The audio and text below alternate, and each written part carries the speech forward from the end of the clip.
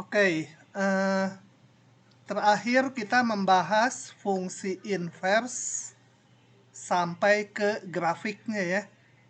Jadi kalau kita menentukan fungsi inverse dari Y sama dengan fungsi X, nanti hasilnya terbentuk X sama dengan berapa Y, nggak usah kita nyatakan fungsinya dalam X lagi ya. Jadi nggak usah ditukar-tukar X dan Y-nya, kecuali diperlukan atau diminta di soalnya. Nah, tetapi kalau kita mau menggambarkan grafik fungsi F dan fungsi inverse di dalam satu grafik yang sama, seperti pada gambar yang kanan ini, atau yang kiri sama aja, itu baik fungsi F atau fungsi F inverse, dua-duanya kita nyatakan variabelnya dalam X gitu ya. Karena kan sama-sama dalam koordinat yang sama. Oke, itu aja dulu. Kemudian kemarin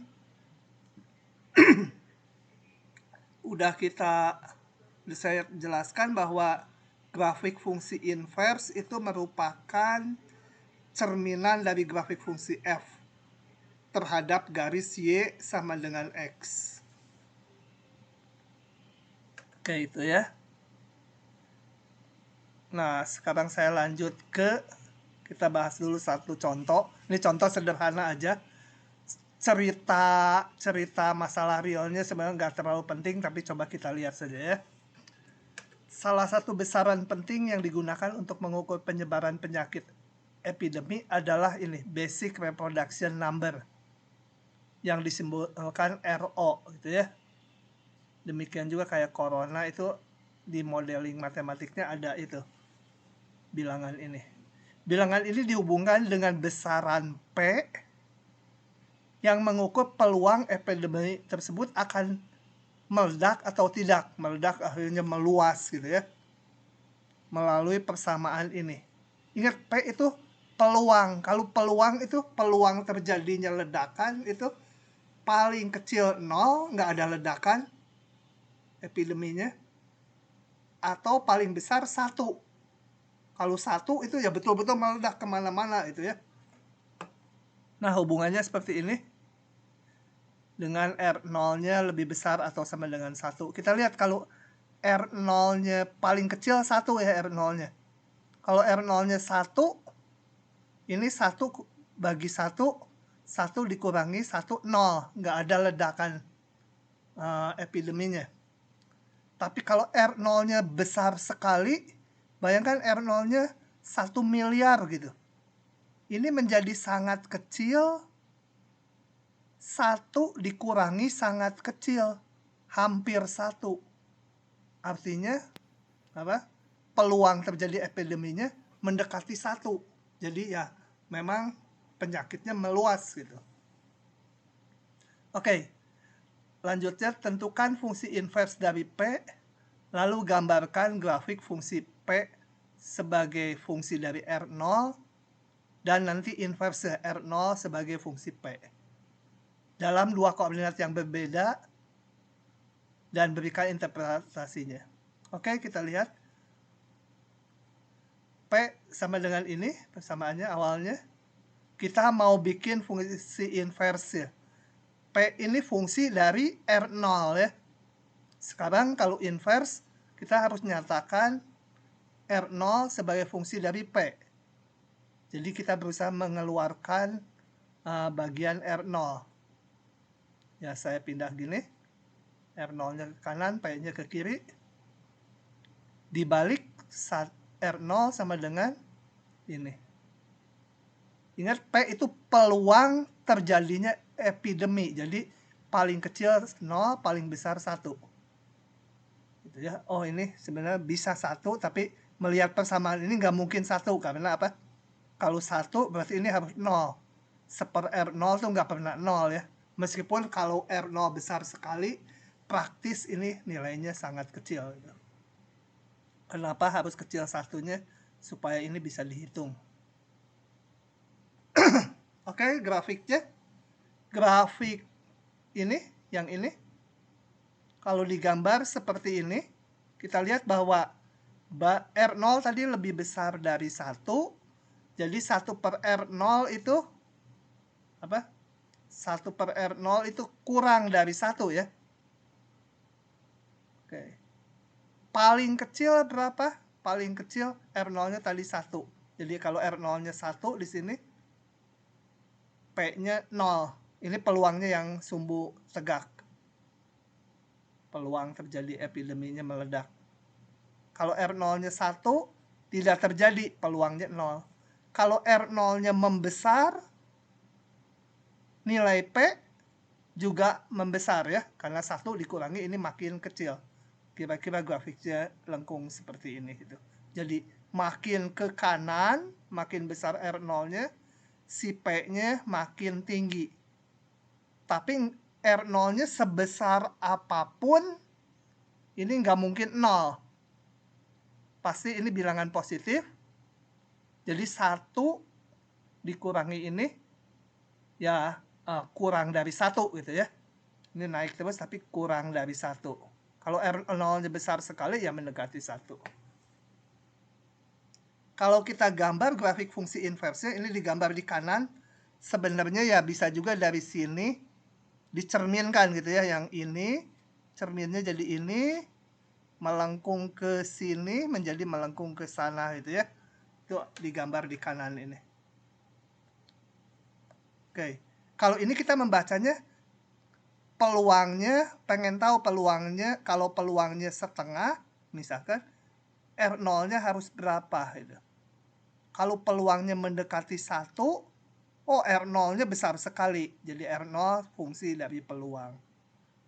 Ya keperluannya entah yang kiri atau yang kanan sesuai nanti keperluan di realnya ya. Oke, tapi ini intinya hanya menggambarkan ini fungsi semula, ini fungsi inversnya gitu ya. Oke. Nah, saya lanjut saja. Ini yang lebih penting, kita akan memunculkan fungsi baru. Nah, dari pembahasan sebelumnya kita ketahui bahwa fungsi ini adalah fungsi satu-satu. GeoGebra saya ini hari ini nggak tahu keluarnya di layar yang lain, jadi nggak bisa saya munculkan, jadi saya gambar aja ya. Saya review dulu sedikit. Ini kalian harus ingat nih pola gambar ini.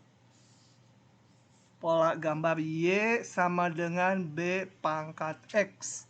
Kemudian jangan lupa bilangan E itu konstanta 2,718 sekian, bilangan irasional. B pangkat X dulu kita gambar. Saya review supaya nggak lupa ya. Kalau B-nya 1, berarti B-nya 1, B sama dengan 1, itu berarti grafiknya Y sama 1 pangkat X sama dengan 1. Jadi kalau B-nya 1, fungsinya konstan 1 aja gitu. 1 ya. 1 pangkat X. Y sama dengan itu. Kalau lebih besar 1, grafiknya seperti ini. Nah, gitu ya. Ini melalui titik ini 1 ya. Jangan lupa itu B pangkat X. Ya, bayangkannya kalau Y sama dengan berapa? 3 pangkat X gitu. Ingat B-nya harus positif ya ini. Ini harus positif. Yang di sini. B-nya. Semua yang nilai di sininya lebih besar dari 1, itu grafiknya sama seperti ini. Ya, bukan sama berimpit, tapi mirip. Misalkan Y sama dengan 4 pangkat X. Nah, modelnya gini. Di kanan 1 dia lebih tinggi, 4 pangkat X. Tapi di kiri sumbu Y dia lebih rendah itu ya. Ini misalkan 3 pangkat X, ini 4 pangkat X. Nah, kalau kurang dari 1, tadi kalau 1 persis ini B-nya. Kalau kurang dari 1, misalkan setengah pangkat X, biasanya nggak usah diingat-ingat. Karena ini kita bandingkan dengan 2 pangkat X. 2 pangkat X kita udah tahu mirip 3 pangkat X. Kalau setengah pangkat X sama dengan 2 pangkat min X. Ingat ini kalau ini Fx, ini Gx. Gx tak lain adalah F dari min X. Ininya X-nya diganti min X. Pencerminan terhadap sumbu Y ya. Jadi kalau kurang dari 1 gambarnya gini. Kesana dia. Gitu. Ya ini saya gambar manual kalau GeoGebra-nya. Saya ini pas lagi di ITB pakai layar yang lain kok tiba-tiba GeoGebra-nya nggak mau muncul. Oke, begitu. Diingat-ingat ya, B pangkat X sebenarnya yang banyak dipakai yang lebih besar 1. Jadi yang gambarnya gini. Kalau kurang dari 1, tapi harus positif B-nya, ya tinggal dicerminkan aja ke sumbu Y. Oke, tadi saya mau ngomong apa hubungannya dengan sini. Oh, ini kita lihat. Nih, saya hapus lagi. 1 aja yang digambar ya, B pangkat X secara umum. Ya, hapus. Nanti ditulis lagi. Ini B pangkat X. Kita lihat secara umum. Y sama dengan B pangkat X. B-nya besar yang saya gambar. Sebenarnya syaratnya ini, tapi yang digambar itu yang lebih besar 1. Oke. Nah, fungsi ini jelas sekali terlihat ini fungsi monoton naik ya. Makin ke kanan makin tinggi.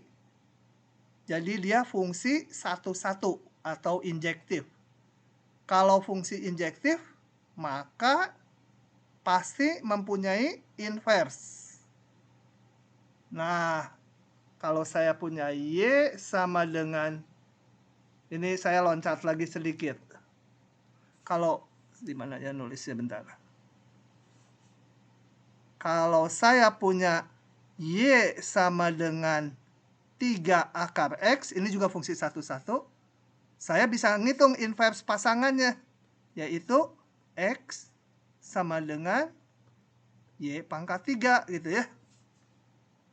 Atau jangan ini, dibalik.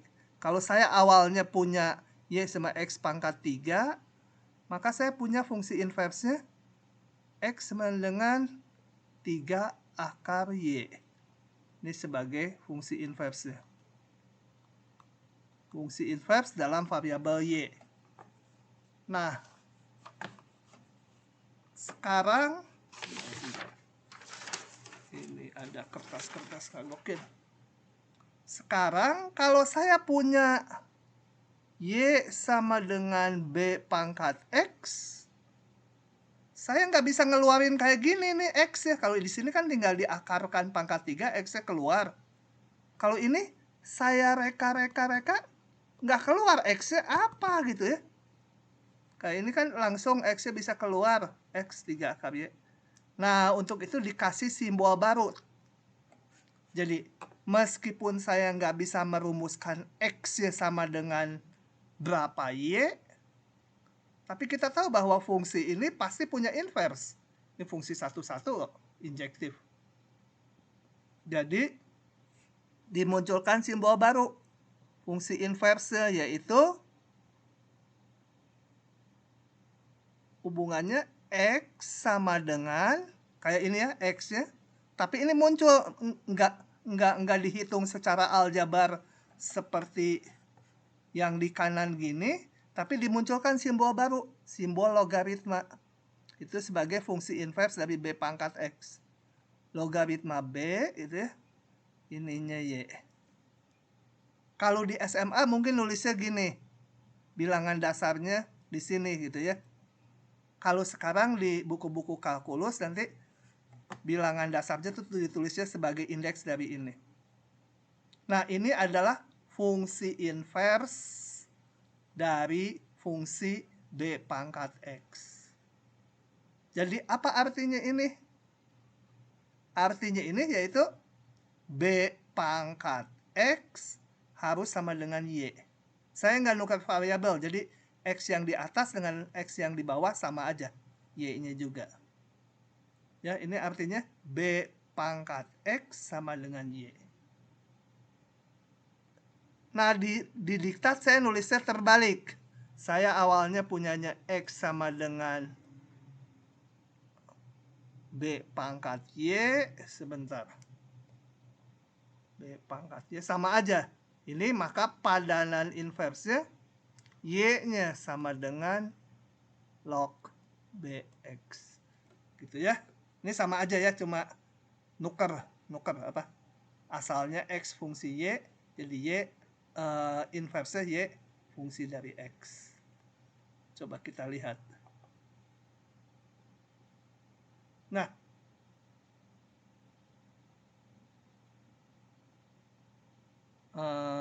sebentar mana ya? Oh ya, ini yang ini dulu sebelum ke grafiknya.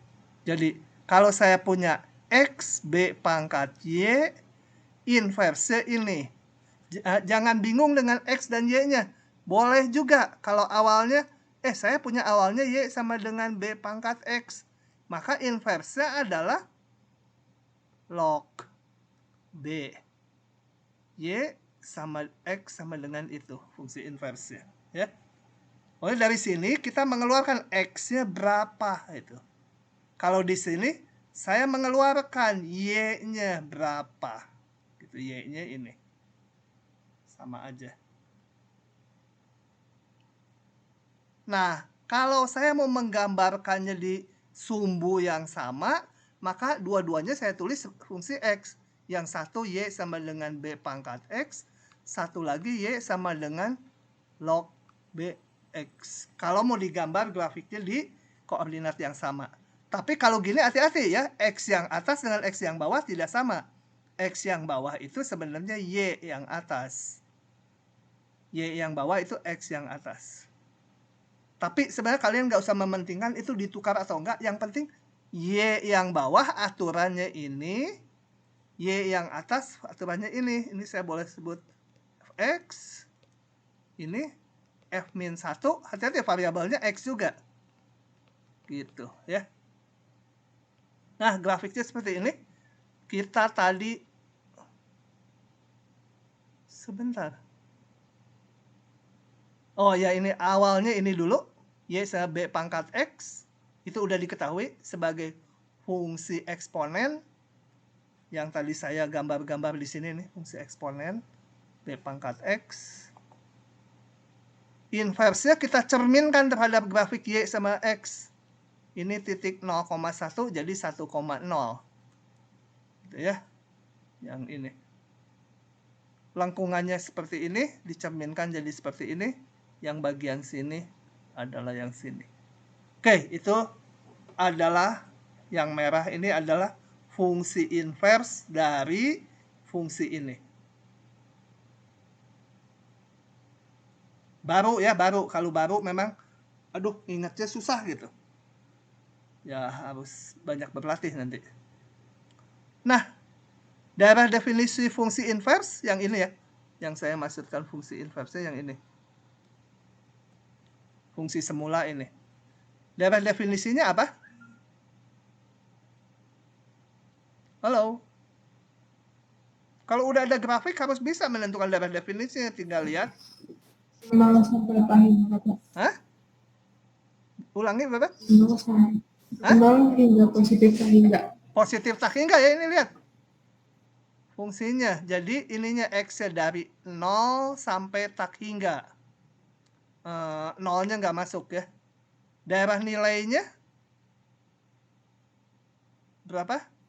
Bilangan real. Bilangan real ini paling kecil terus ke bawah min tak hingga. Ini naik terus tak hingga. Jadi Y-nya range Y-nya dari min tak hingga sampai tak hingga atau bilangan real. Oke. Oke, ini tadi karena fungsi inverse kalau log B dari X sama dengan Y, artinya ini B pangkat Y sama X. Ya, ini penting nih, jangan lupa.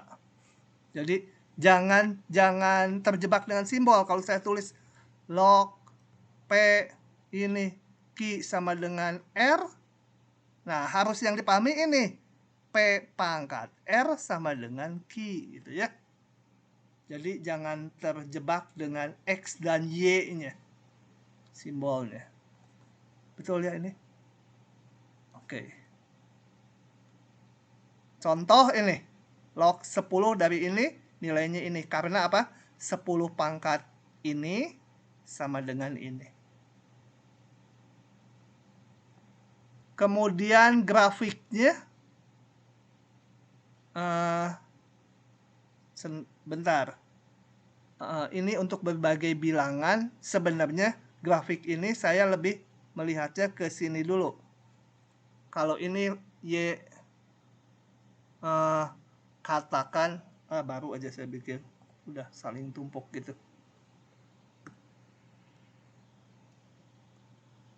Saya bandingkan Y sama dengan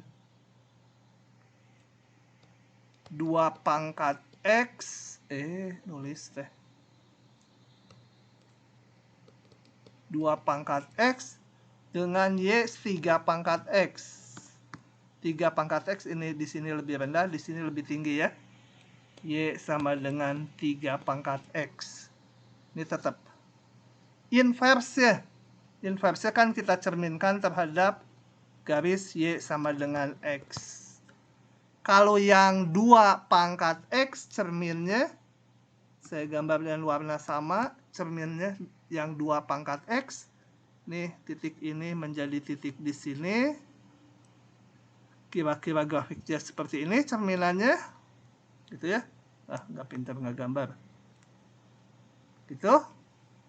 Yang biru cerminannya, saya bikin biru lagi. Berarti di sini lebih rendah ya. Di sini lebih rendah, yang biru jadi ini. Di sininya menjadi lebih sini. Ini adalah yang ini Y sama dengan log 3X. Yang ini Y sama dengan log 2X gitu ya.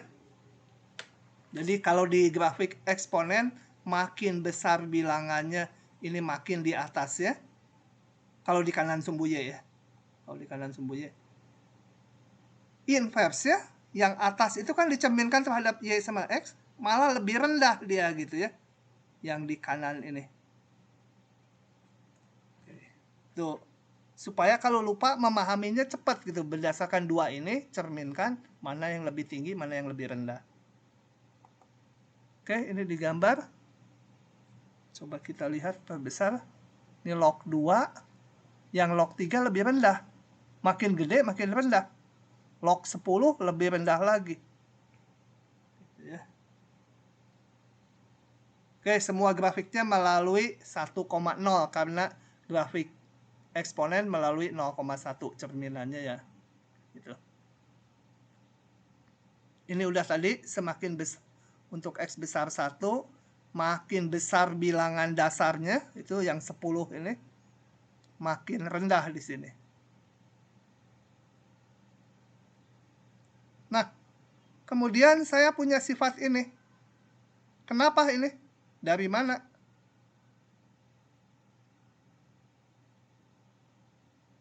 Halo, ada yang tahu ini kenapa?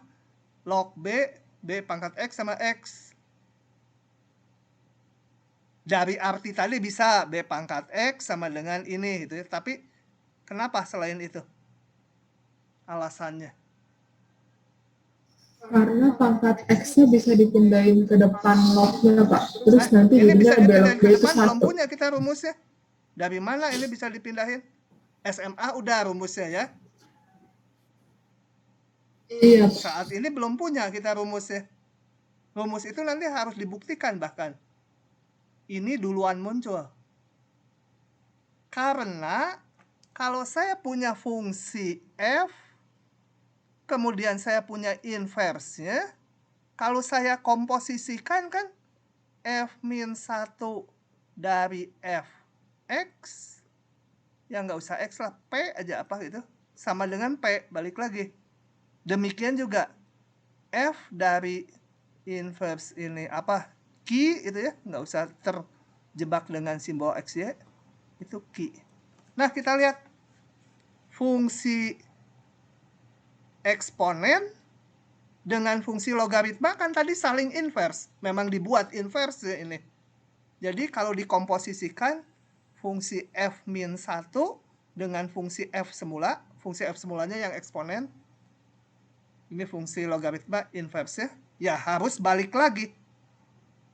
Gitu alasannya ya. Demikian juga yang ini. Ini F-1 kerja duluan. F-1 itu fungsi logaritmanya. Fungsi logaritma itu F-1 dihitung lagi oleh fungsi semula, fungsi F. Balik lagi. Gitu ya. Jangan terjebak X-nya ya, mau diganti X-nya dengan U ya. Ini B pangkat log B U ya U gitu ya. Oke, ini karena fungsi komposisi antara fungsi F dengan fungsi inverse atau ini fungsi inverse dengan fungsi F semula. Fungsi F itu yang ini B pangkat X. Oke. Lanjut lagi. Nah, ini baru dibuktikan ini, dibuktikan semua, tapi saya nggak akan buktikan satu-satu. Yang ketiga aja ya. Saya coba nih, belum tahu, saya belum buktikan, tapi reka-reka aja. Saya mau membuktikan yang nomor 3. Coba tulis di sini aja. Saya mau membuktikan bahwa pangkat tadi yang disebut tadi boleh ke depan gitu. Di SMA udah dikenal. Di sini akan kita lihat buktinya. Saya sebut log B X pangkat R akan dibuktikan R-nya bisa ke depan. Ini saya sebut aja dulu dengan U gitu ya. Kenapa nggak Y? Biarin aja, mau U, mau apa terserah. Berarti dari tadi kan kalau Y sama dengan log BX, itu artinya apa? B pangkat Y sama dengan X. Nah, ini berarti B pangkat U sama dengan X pangkat R gitu ya. Ini R. Dari hubungan ini. Ini dari mana yang saya bulatin? Dari definisi fungsi inverse. Gitu ya. Definisi fungsi inverse dari fungsi eksponen. Kemudian saya berusaha mengeluarkan X-nya. Jadi BU pangkat 1 per R sama dengan X gitu. Atau B pangkat U per R sama dengan X. Kembali baca lagi yang di atas ini. Ini artinya apa? U per R sama dengan log BX gitu kan? Kayak di sini. Ya baru mungkin agak lama mikirnya ya. Saya juga nggak terlalu fasih gitu. Karena fungsi ini nggak terlalu banyak dipakai. Yang dipakai nanti yang ln-nya, yang bilangan dasarnya E. Nah, dari sini saya dapatkan kalikan R kedua ruas.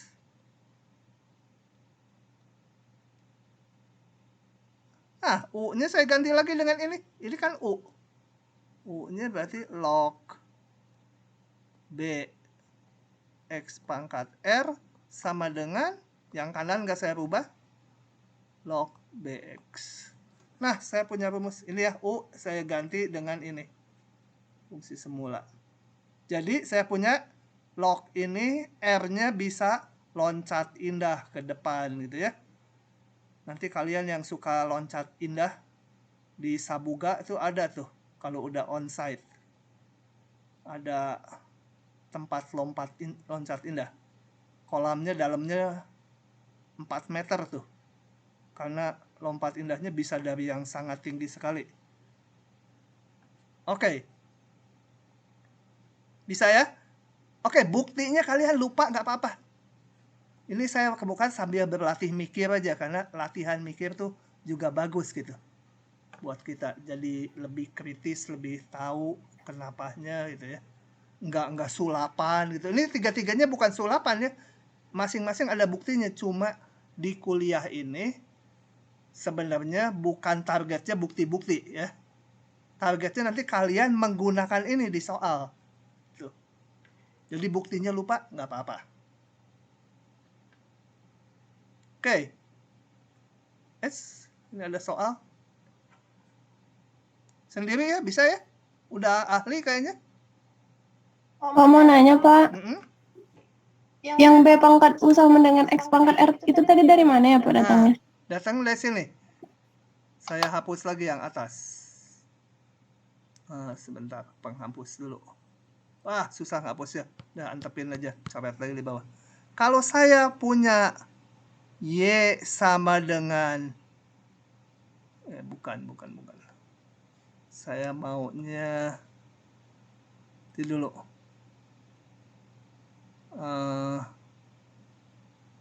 Saya mundur aja ke depan. Susah tuh.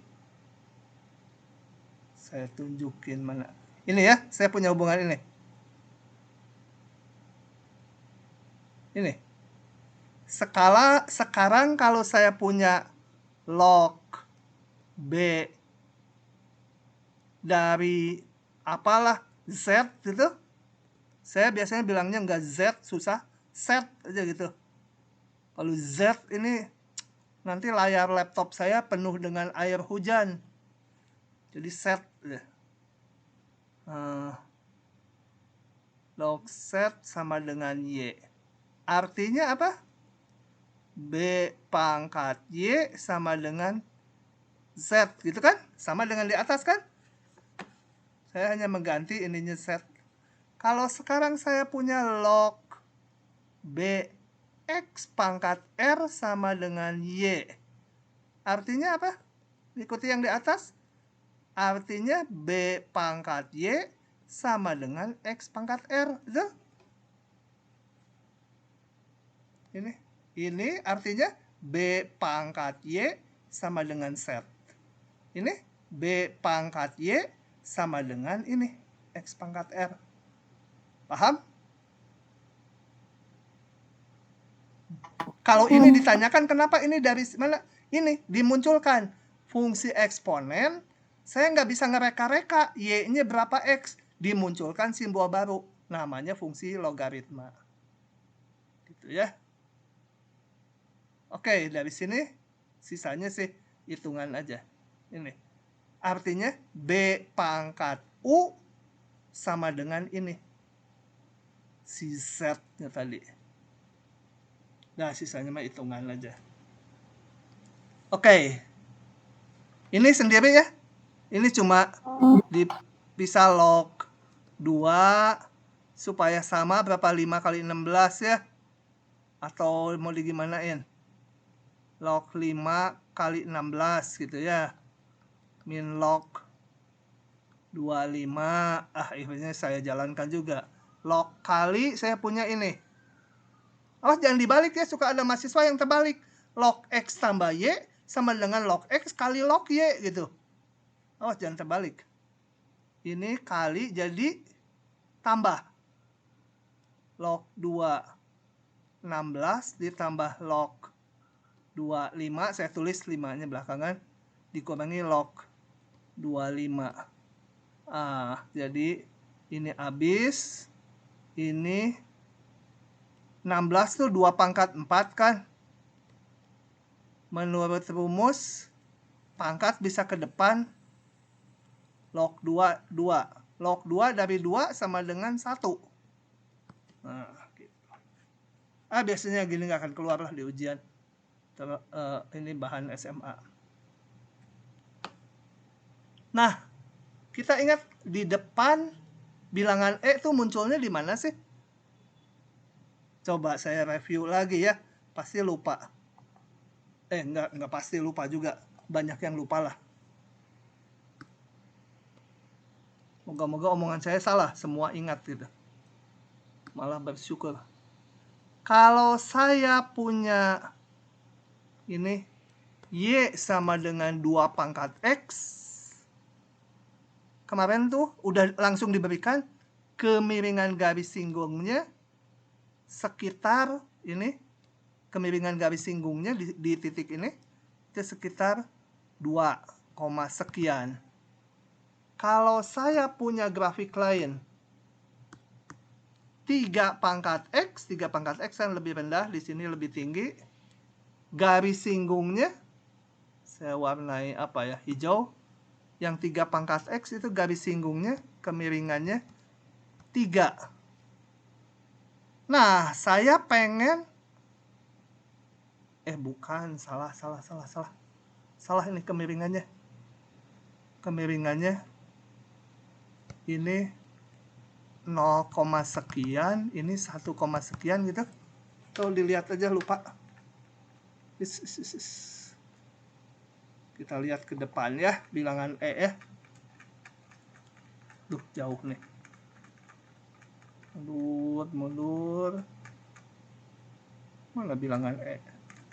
Terus ada gambarnya sebelum inverse. Nah, dekat sini. Nah, sorry. Kalau 2 pangkat X kemiringannya 0,7, ini dikasih dulu ya, kalian belum bisa ngitungnya. Kalau 3 pangkat X kemiringannya 1,1 sekian ya, ini dibulatkan. Nah, sekarang pengen dicari grafik yang kemiringannya 1. Grafik B pangkat X. Berarti pasti apa? Grafiknya antara 2 pangkat X dengan 3 pangkat X. Karena 2 pangkat X kemiringannya 0,7. 3 pangkat X 1,1. Kalau kemiringannya pengen 1, pasti bilangannya sekian pangkat X, sekiannya itu lebih besar dari 2. Tapi pasti lebih kecil dari 3 pangkat X. Lebih kecil dari 3. Nah, yang menyebabkan kemiringannya 1 itu bilangannya disebut E, bilangan Euler. Ya, itu munculnya bilangan Euler. Oke, saya lanjut. Jadi bilangan Euler, bilangan yang menyebabkan B pangkat X kemiringannya 1. Lanjut. Kemana tadi?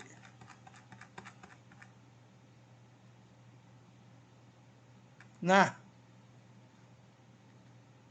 kita di sini ya. Fungsi logaritma yang basisnya E itu kalau dihitung sekitar 2,7 sekian. Pasti terletak antara 2 dan 3 ya. Grafiknya antara 2 pangkat X dengan 3 pangkat X tadi. Jadi, berapa bilangannya? Yaitu 2, sekian.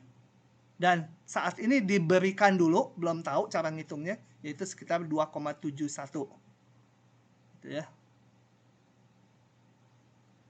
Nah, kalau kita bikin ini fungsi, tadi ada fungsi Y sama dengan log BX.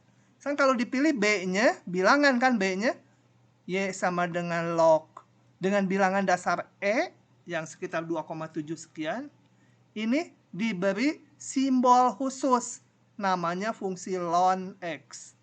Jadi ln X itu logaritma dengan bilangan dasar E. Kemana mouse-nya? Nah, ini. Bilangan dasarnya, kalau B-nya sama dengan E, itu kita beri nama khusus ln X. Kenapa diberi nama khusus? Karena ini banyak dipakai. Daripada setiap kali nulis ini tercampur dengan logaritma yang umum.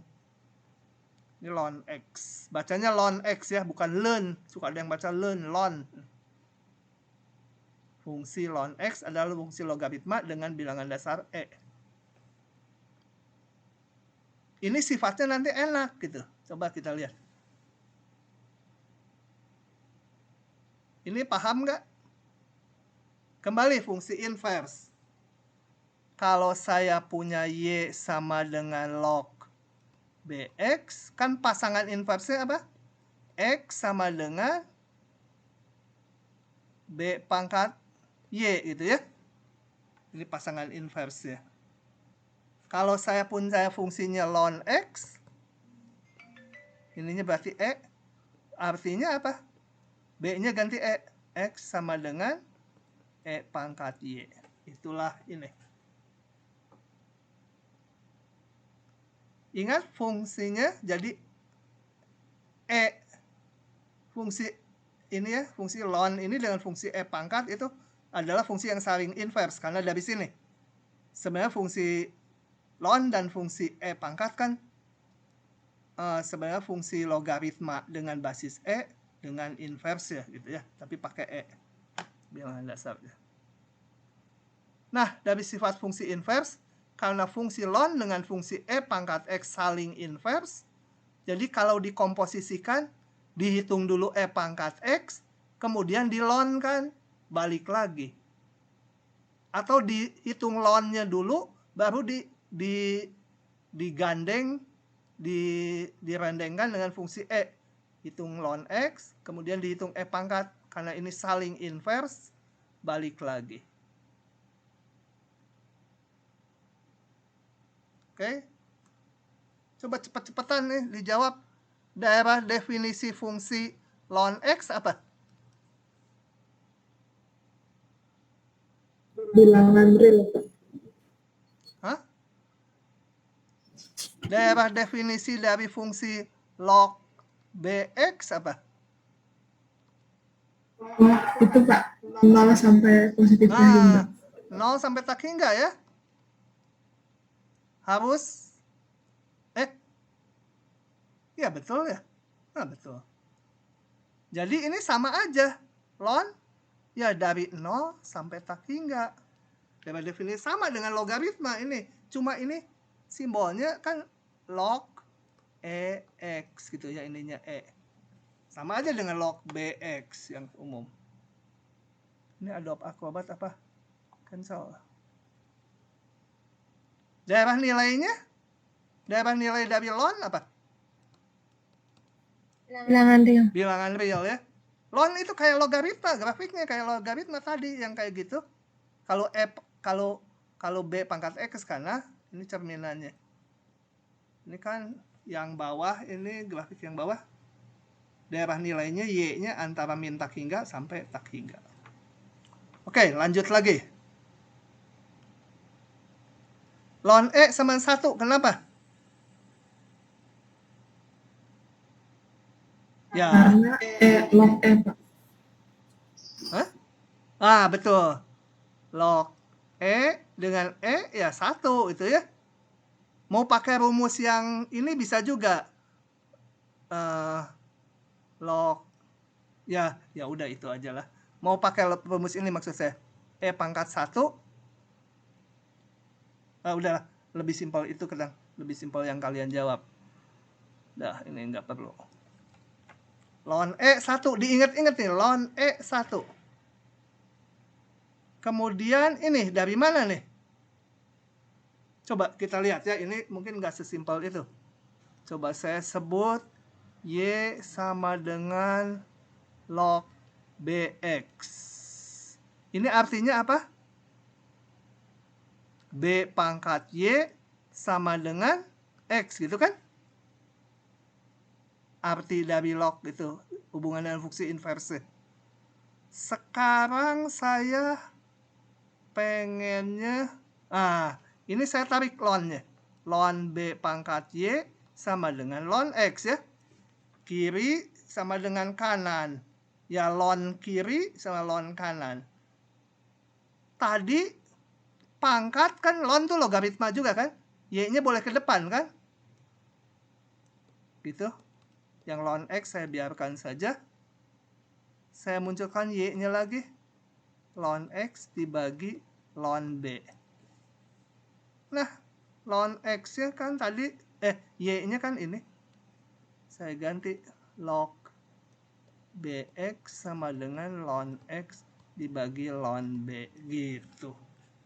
Ya. Jadi logaritma dengan basis umum B bisa dikembalikan dengan bilangan dasar yang E dengan hubungan ini. Yang apal tuh saya sebenarnya fungsi ln.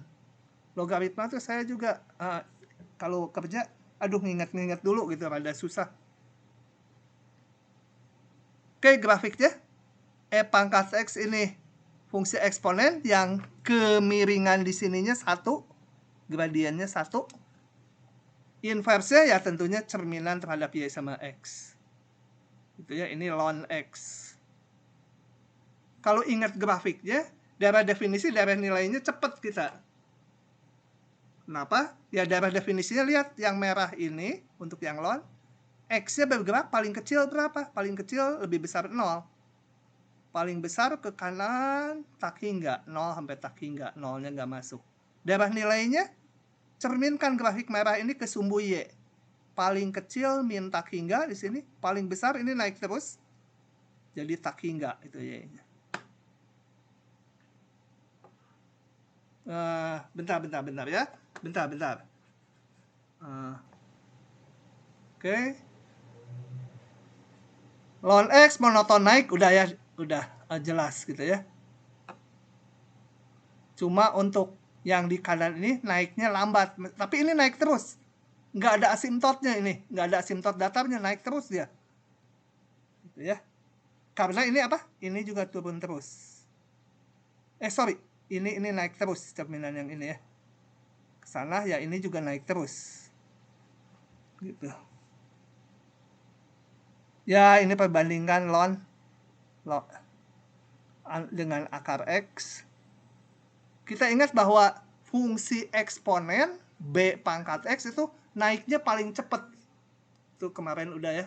Bahwa polinom derajat berapapun X pangkat 1.000.000 gitu, suatu saat akan disusul oleh B pangkat X.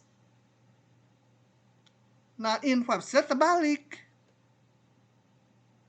Inverse-nya terbalik, dia lambat. Kalau ini kalau tajam sekali naiknya, dicerminkan kan jadi datar sekali di sini. Jadi dia kalah sama fungsi akar X pangkat 1/2 tuh. Ln tuh. Moga-moga nyecep pengertian ln. Kita lihat soal-soalnya. Tanpa menggunakan kalkulator, hitung ini. Oh, udah tadi soal yang tadi. Tentukan nilai X bila ini. Ini saya crop aja semuanya. Biar bisa nulis di mana itu Microsoft apa? Nah, ini.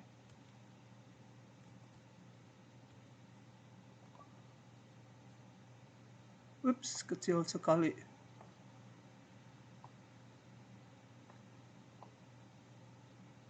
Oke, di sini.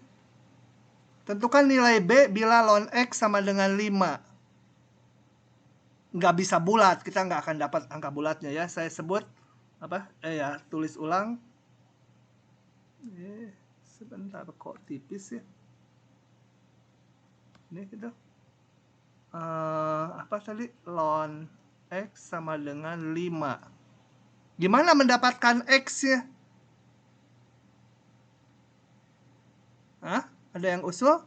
Ini harus dihitung berapa X.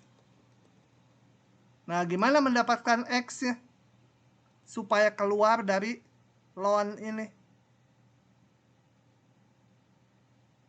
Ada yang usul? Pangkat 5 bukan? Nah, dari mana dapatnya?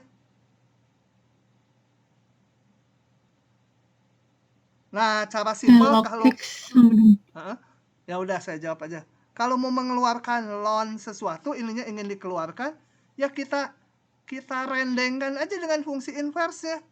E pangkat ln X sama dengan, kalau kiri di E pangkatkan, ya kanan juga harus di E pangkatkan gitu kan. Nah, ini kan E pangkat dan ln saling inverse. Jadi hasilnya X kan. E pangkat 5. Kanan nggak saya apa-apakan. Itu pakai rumus yang ini. Mana tadi? Ini. Ln pokoknya ini. Oh iya ini. E ln sesuatu, ya balik lagi dia sendiri. Kita lihat di sini. E pangkat ln sesuatu, ya balik lagi. Oke. Nomor 3. E pangkat 5 min 3X sama dengan 10. Pengen dihitung X-nya berapa? Kita rendengkan lagi dengan fungsi dengan fungsi inverse. Fungsi E pangkat, rendengannya fungsi ln. Kalau kiri dilonkan ya kanan harus dilonkan gitu ya. Lon sama E digandeng hasilnya balik gitu ya. Kan saling inverse. Ln 10. Nah, dari sini bisa dihitung X-nya sama dengan, ini teh gimana sih kok jadi ada X 5-nya? Ini nggak ada X-nya ya. 5 min 3X 5 min 3X, X-nya sama dengan ln 10 kurangi 5 dulu dibagi min 3. Oke, begitu. Nggak bisa kita hitung ya ini karena bilangannya nggak bulat. Bahkan pecahan pun nggak, ini irasional. Bisa ya?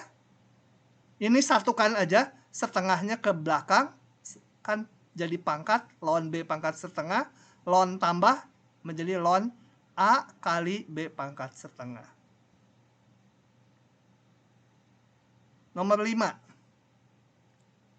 Nomor 5. Ini mah soal-soal gampang, hanya untuk memahirkan menghitung fungsi ln sama eksponen. M sama dengan 24 kali 2 pangkat min T per 25. Kok menghilang? Lah? Sorry yang ini. Ini. Fungsi inverse ya. Kalau mau menentukan fungsi inverse berarti kita harus menyatakan T berapa M gitu kan ya.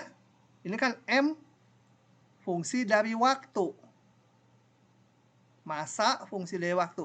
Inverse-nya waktu fungsi dari masa. Jadi supaya waktu T-nya keluar, ya saya lakukan seperti ini dulu. M per 24 sama dengan 2 pangkat min T per 25 gitu. Supaya T-nya keluar, saya tarik logaritmanya ya. Logaritma dengan bilangan dasar 2 ya. Log 2 M per 24 sama dengan log 2 pangkat min T per 25 gitu kan. Nah, log 2 dengan 2 pangkat saling inverse. Log 2. Kau tulis di atas. Indeks. M per 24 sama dengan min T per 25. Nah, T-nya bisa keluar kan? Jadi, T sama dengan apa ini? Min log 2M per 24 kali 25. Itu kalau saya nggak salah ngitung. Ini kalian boleh sederhanakan lagi menjadi log M dikurangi log 24 gitu boleh ya. Tapi ini juga udah pokoknya T-nya sekian. Kapan masanya tinggal 5 mg? Masa sama dengan 5 bila T-nya berapa kita hitung? Min log 2 masanya menjadi 5. 5 per 24 kurung kali 25. Mungkin bisa disederhanakan. Saya biarkan aja gitu. Oke, yang ini lisan aja kalian yang jawab. Berangkat dari fungsi Y ln X. Saya gambar dulu ln X. Ini jangan lupa nih ln X set gitu, jangan lupa ya ini 1. Banyak sekali dipakai nanti ln X. Menggambar ini diapakan dulu dari grafik ln X? Tahapannya. Halo? Halo? Geser ke kanan 2 kali, Pak. Digeser ke kanan sejauh 2 satuan ya. Itu menjadi ln X min 2. 2 satuan jadi 1, 2. Dia menjadi ke sana. Kemudian diturunkan 1 Y-nya. Ini semua turunkan 1. Jadi, itu ya. Oke. Paham? Tidak? Kalau lupa mah wajar, logaritma itu rada aneh-aneh rumusnya. Tapi yang penting yang disampaikan itu dipahami tadi, mengikuti. Untuk hafalnya harus latihan soal. Dan ujiannya kan open book, sebenarnya nggak harus hafal mati rumus-rumusnya. Yang penting tahu dengan cepat, kalau perlu ini, oh ada di sebelah sini, cepat nyarinya. Oke. Sebentar, ini rekaman saya. Oke, kita lanjutkan lagi. Testing dulu, suaranya masuk dan slide-nya terlihat tidak? Pak. Aman? Oh. Bapak, Ya, boleh minta tolong dijelasin lagi yang lon, nggak apa, masih agak belum paham banget. yang lon. Bagian mananya? Harus paham dulu yang logaritma. Kalau nggak paham yang logaritma, nggak mungkin paham yang lon. Untuk paham yang logaritma harus paham dulu ini, fungsi eksponen. Nah, gitu. Mau dari tahap mana? Kalau dari sini dulu, kita sejam lagi. Ini harus dipahami. Dari logaritma nyambungnya gitu loh, Pak. Nah, ini gini ya, saya ringkas saja. Dari Y sama B pangkat X yang grafiknya seperti ini untuk B yang lebih besar dari 1. Ini. Dia monoton naik. Pasti punya inverse. Inverse-nya kalau grafiknya gampang. Kita udah tahu bahwa inverse itu cerminan. Sebentar. Grafiknya kurang. Ini terlalu kecil. Ini B pangkat X.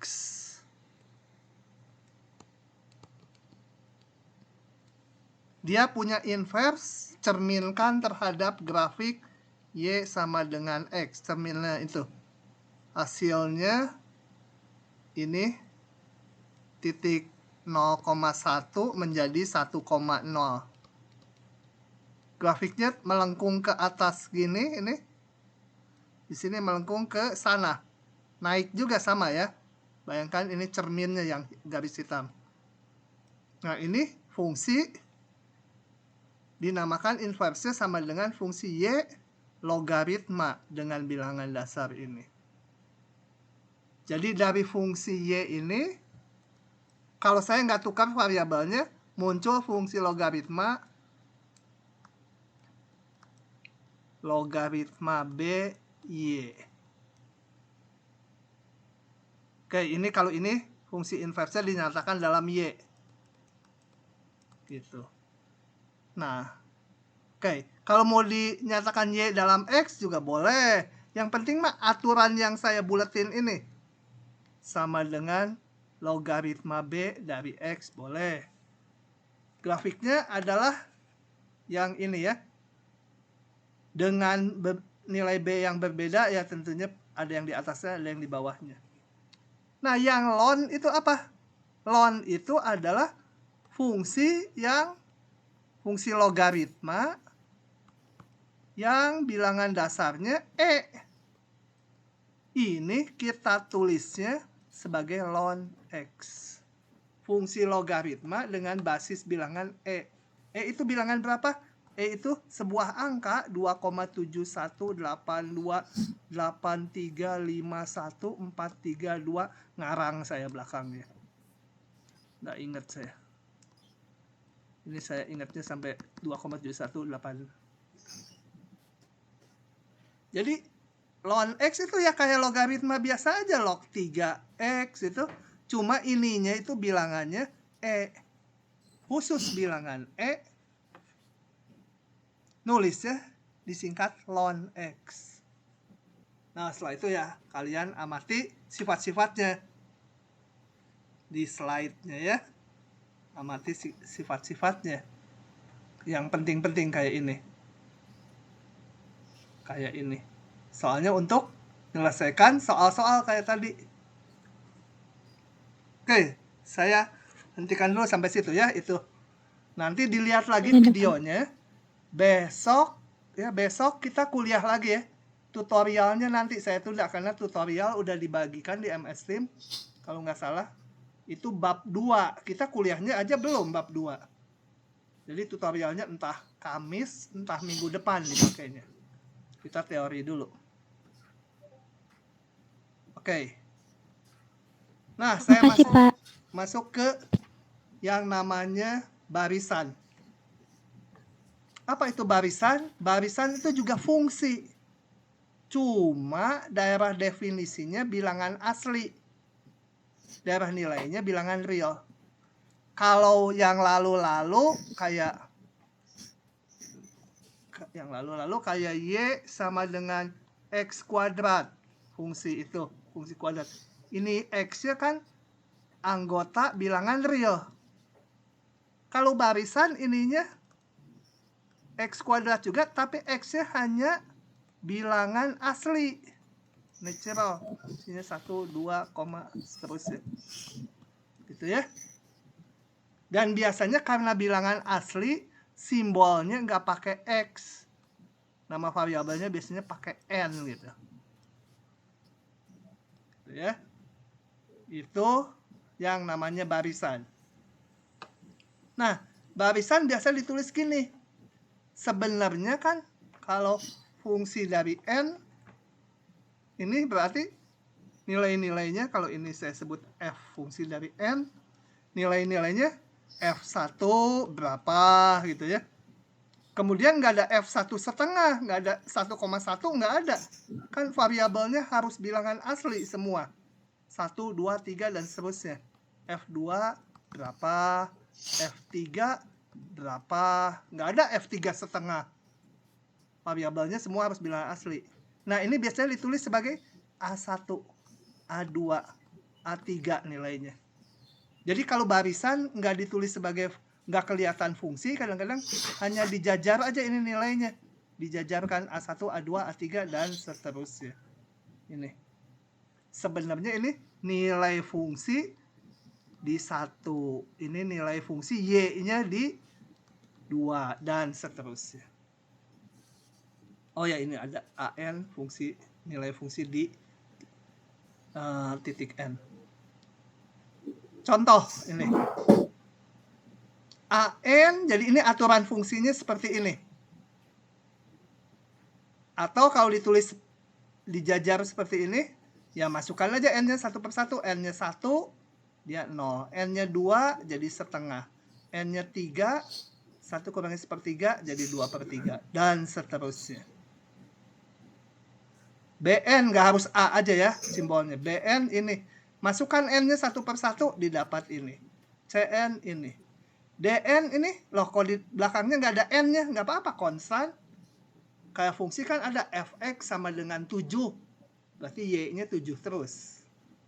Nah ini DN sama sekian. Jadi D1 sekian. D2 sekian. D3 sekian.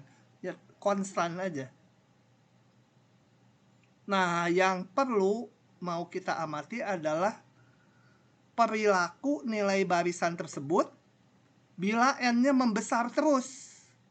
Cenderung kemana gitu ya. Oke, ini nanti di bab 2. Gitu ya. Oke, ini apa sih? Saya lupa. Coba kita lihat. Oh, ini digambarkan tadi. Ini A1 tingginya sekian. A2 sekian. A3 sekian. Dan seterusnya. Kita lihat barisan ini tadi nilai-nilainya kalau diikuti terus. Makin besar N-nya, makin menuju ke 1. Gitu ya. Nah, nanti aja kita belum membahas limit. Jadi, biarkan aja. Ini nggak saya buka dulu. Tentukan aturan barisan ini. Coba, ini diminta sebaliknya mencari rumus kayak gininya. Gimana? N-nya 1 ini. N-nya 2 ini. N-nya 3 ini. N4 ini. Nah, kalau ditulis AN secara umum apa nih? N1 3 per 5. N2 min 4 per 25. Ini plus min plus min. Kalau plus min pasti ada min 1 pangkat N atau N plus 1? Coba kita lihat ya, kalau plus min, karena ini untuk merubah tanda. Kalau gini, kalau N-nya, salah, sebentar. Itu kok minus 1 maksud saya. Min 1 pangkat N. Kalau N-nya 1, ini akan jadi negatif, padahal dia positif. Berarti ini nggak boleh N. N plus 1 atau N min 1 boleh. Supaya waktu N-nya 1, dia jadi positif. Kemudian angkanya gimana? N-nya 1 pembilang 3. N2 pembilang 4. N3 pembilangnya 5. Jadi apa pembilangnya rumus umumnya? N plus 2 ya, Pak? N plus 2 gitu ya. Bawahnya? 5 pangkat N. Nah gitu. Itu dimaksudkan itu. Tentukan aturan barisannya ya ini. Kalau kita masukkan N-nya 1 per 1, jadilah bilangan-bilangan ini. Oke, lanjut lagi. Sebuah barisan disebut rekursif bila nilainya bergantung pada beberapa suku sebelumnya. Pada nilai suku-suku sebelumnya. Contoh ini, barisan rekursif. A1 diketahui 2. A2, A3, A4, dan selanjutnya dihitungnya pakai ini. Jadi A2 tuh kalau N-nya di sini 1 ya. N-nya 1 jadi A2 setengah A1 tambah 6. Nah, A2 bergantung ke A1. Nanti A3 bergantung ke A2. A4 bergantung ke A3. Yang seperti ini dinamakan rekursif. Kadang-kadang AN plus 1 bergantung ke 2 atau 3 suku sebelumnya. Bisa juga ya, nggak harus satu suku seperti ini. Oh ya, ini jawab dulu, nggak ada jawabannya. Jadi ini tinggal masukkan aja. A1 2 ya. A2 berapa? Setengah kali A1 tambah 6. 2 tambah 6. Jadi 4. A3 setengah dari A2 sama dengan 5 ya. 4 tambah 6. A4 setengah dari A3 ditambah 6 sama dengan sekian. Nah, itulah isinya. Bilangan-bilangannya. Ada lagi yang dinamakan barisan Fibonacci. Ini sohor sekali ini. Nilainya demikian. Pakai F ya simbolnya. F1 1, F2 1, F berikutnya jumlah dari 2 yang sebelumnya. Jadi kalau dihitung F3 2 suku sebelumnya dijumlah. 1 tambah 1 2. F4 sama dengan F3 tambah F2. 2 tambah 1 3. F5 2 suku sebelumnya dijumlah.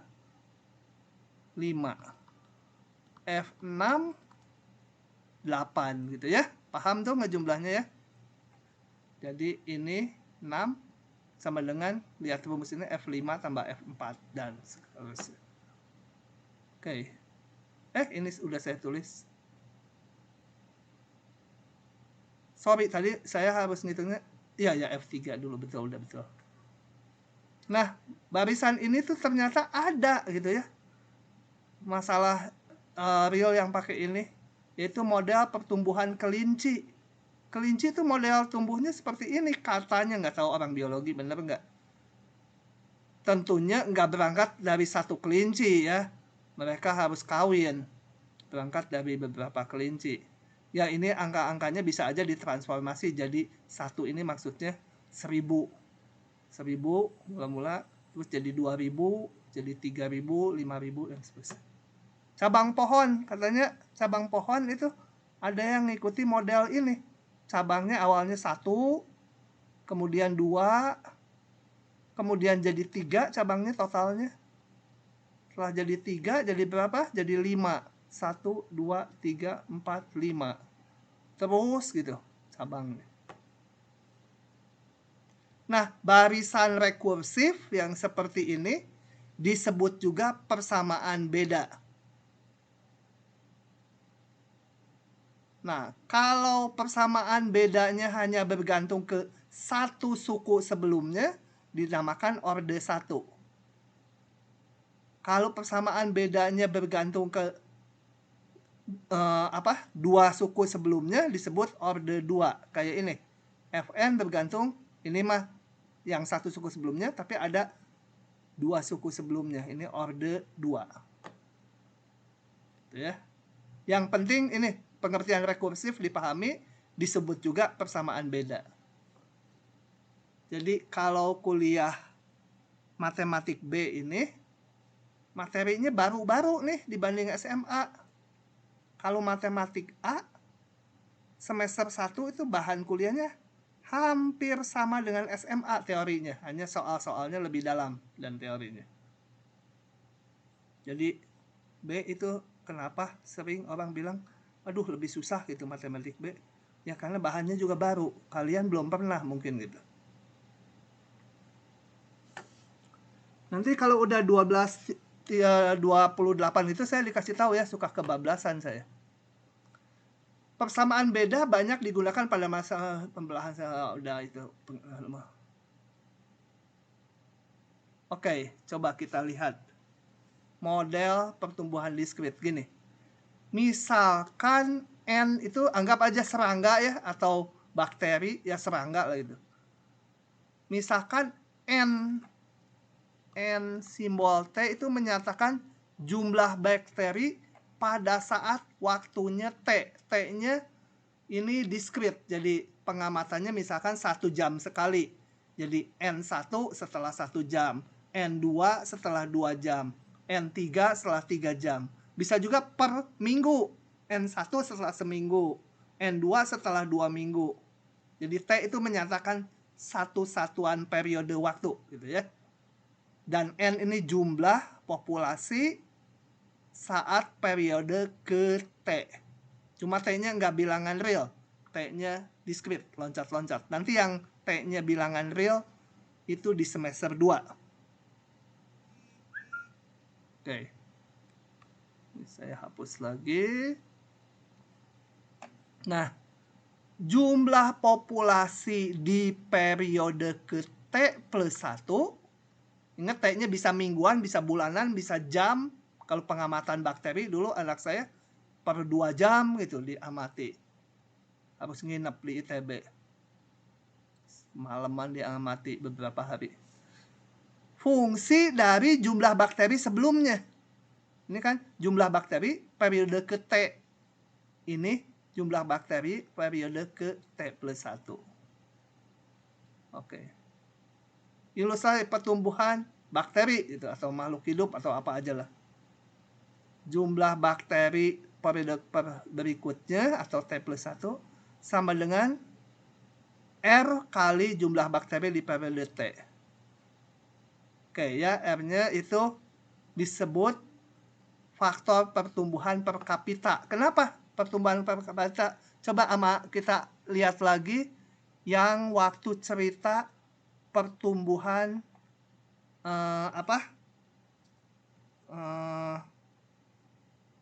kalau malaria itu apa sih? Bakteri atau bukan?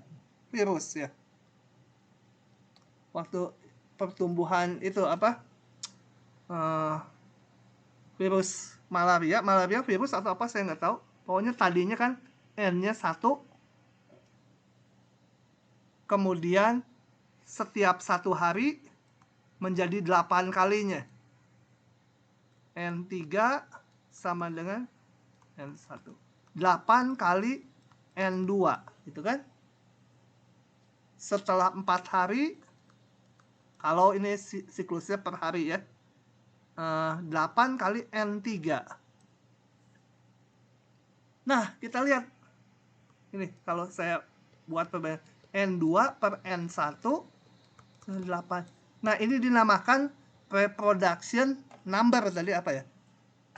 Coba ngintip dulu, lupa istilahnya. Iya, oh, pertumbuhan per kapita itu harus dipahami. Kenapa pertumbuhan per kapita? Artinya satu individu berkembang biak menjadi 8. Kalau sel membelah gitu ya, mungkin selnya 1 jadi 8. Ini kalau kita amati dari sini juga sama. N3 dibagi N2 8. Jadi ini menyatakan apa? Kecepatan bertambahnya untuk satu individu. Satu individu jadi 8 gitu ya.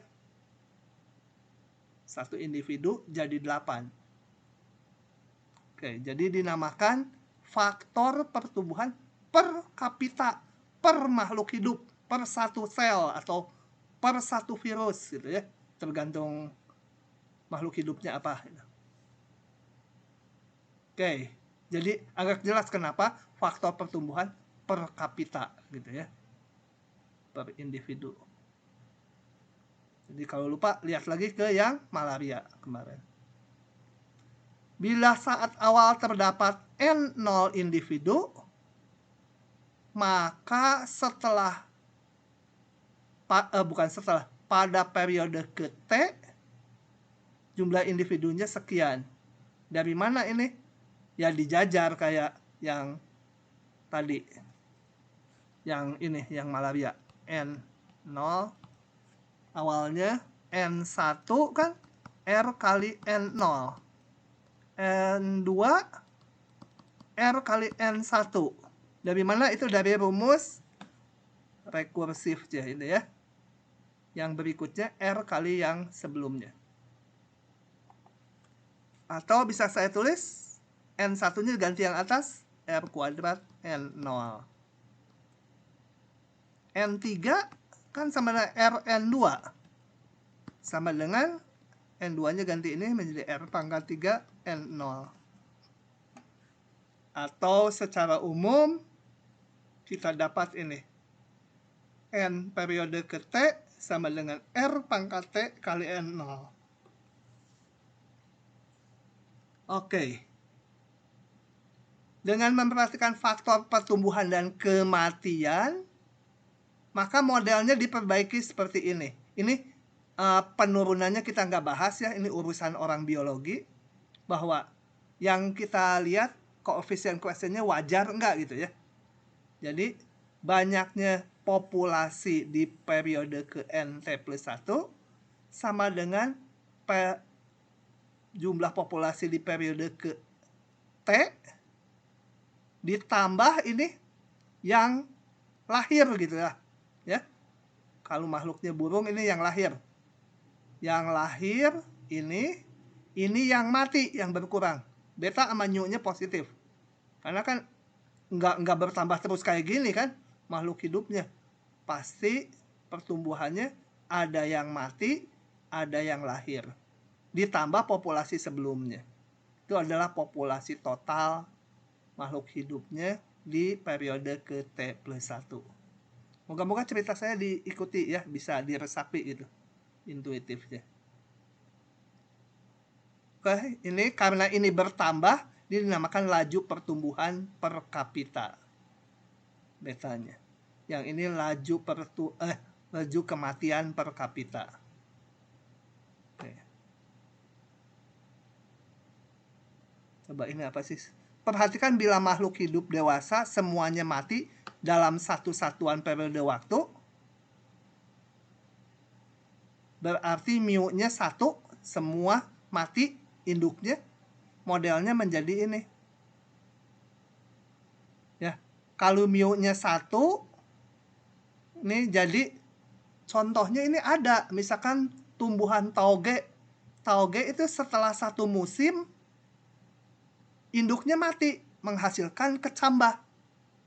Sekian banyak kecambah gitu, tunas baru.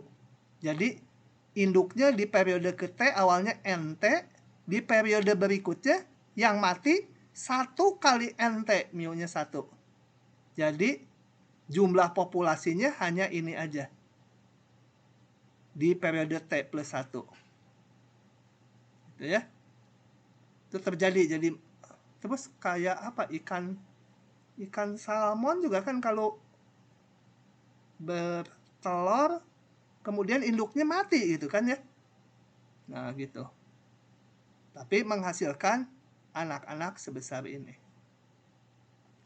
Oke, ini udah 26, daripada saya pindah ke sini. Atau sedikit lagi ya, karena ini mengakhiri bab ini. Enggak, ini panjang. Ini perlu penjelasan grafik yang panjang. Saya tunda ini slide berikutnya besok. Meskipun itu tinggal 1 halaman lagi mengakhiri bab 1. Bab 1 betul.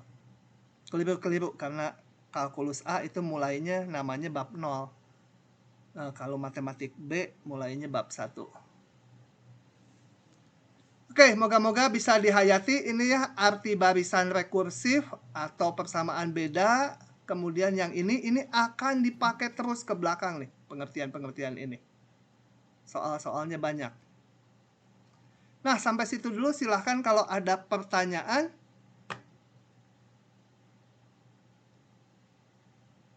Kalau tidak ada, saya hentikan dulu rekamannya.